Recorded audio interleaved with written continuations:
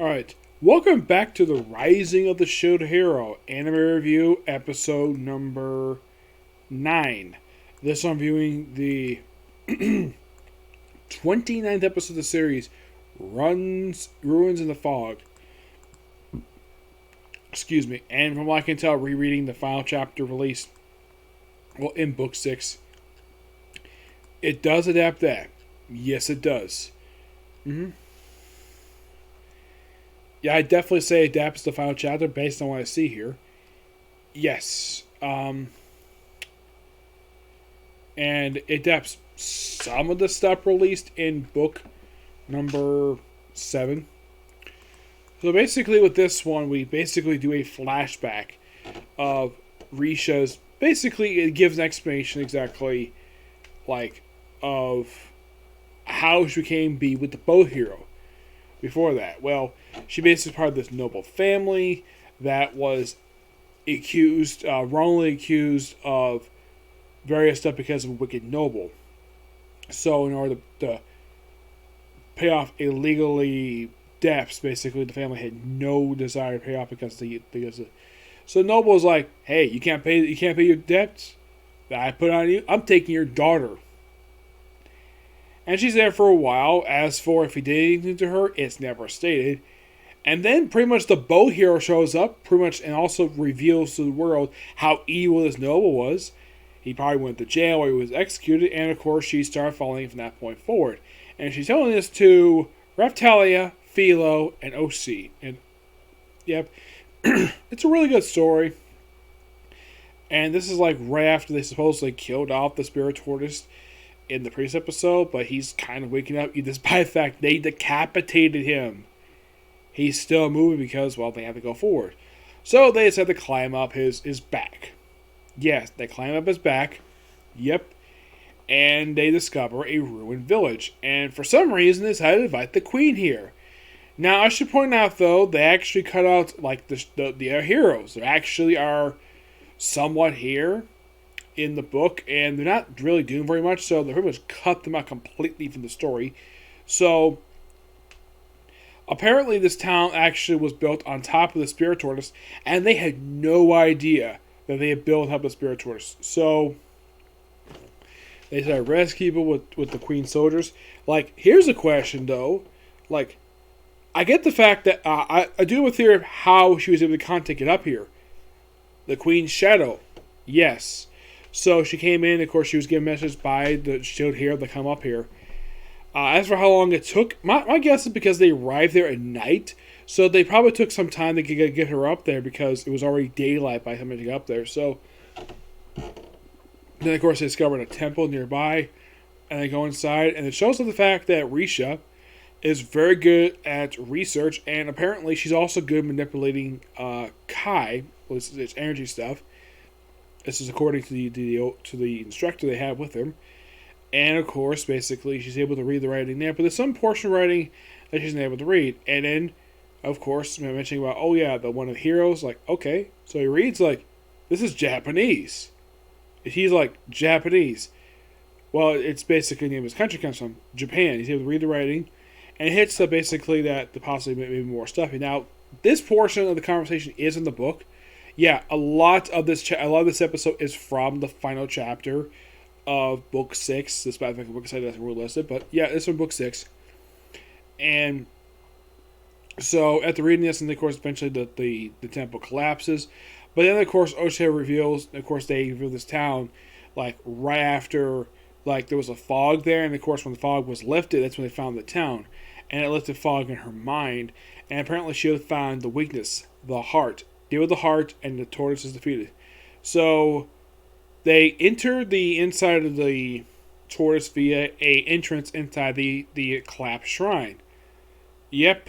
So they go in, and there for a while, and also only to come across a few humans, supposedly adventurers, and then of course, basically, one of them calls him Lad.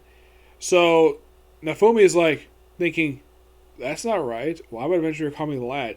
Only one person called me that. And of course it says, Reptalia, do it. Use flash them. And it reveals that these are actually the 3 people they counted just in the previous season. Lark. Yeah, it was Lark.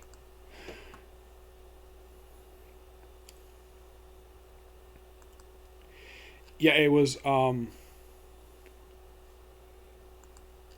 this is quite shocking to say the least. Yeah, it was Lark, who is who is actually the he's the Scythe hero. They do have a couple others.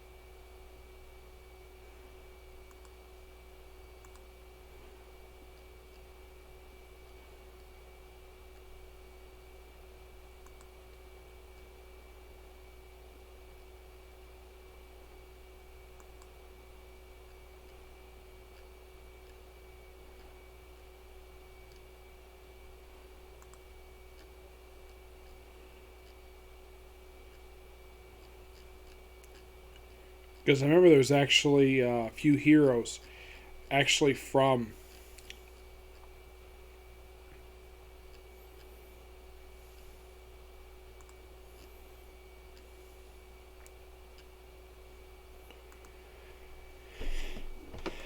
Because there's I'm trying to find the name of the actual.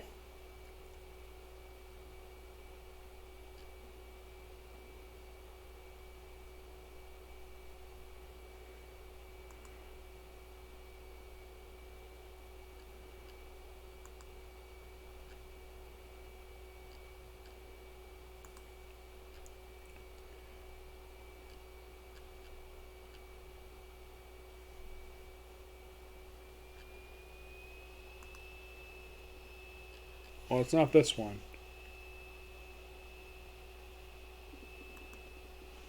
Yeah, there's. I'm trying to figure out exactly who it is. Like,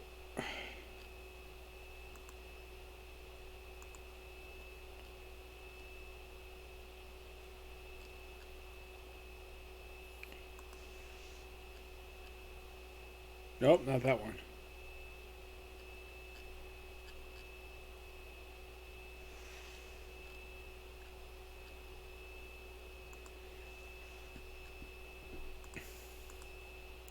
Because the last one is quite shocking to say the least.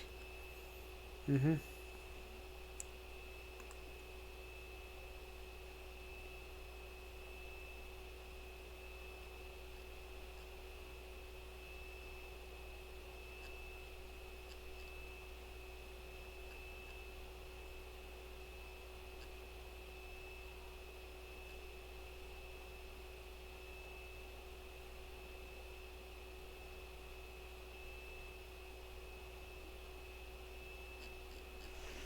Yeah, because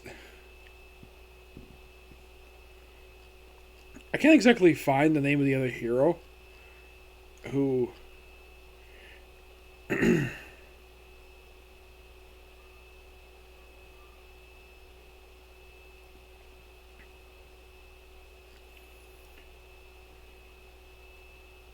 So basically, I don't remember the name of the woman who's with him, and all of a sudden there's a woman behind him with a fan. Who is it? It's Glass. Yes, who she's not been seen since the end of season 1. So yeah, it's been like a total of 4 episodes since the last season, but it's great to see these characters again. And oh boy, they're gonna play a role in the later stuff here, so don't worry about that. I gotta say, pretty good episode. Love it. Can't wait for next week's episode. Now, unlike last week, I was able to do this the day it came out. Good. Probably not going to be the case. Death Skeleton out of the World, which I'm doing that tomorrow. Yes, I probably won't be able to do that one due to the fact I have a stream due tomorrow. You probably will see one video tomorrow, definitely. A Comic Corner but not that one. But not that one. I'd probably save it for Friday. Yep. But this is going to be pretty much it for this particular video because it's getting kind of late. I got to get ready for work in the morning. So, until you see the next video. Bye.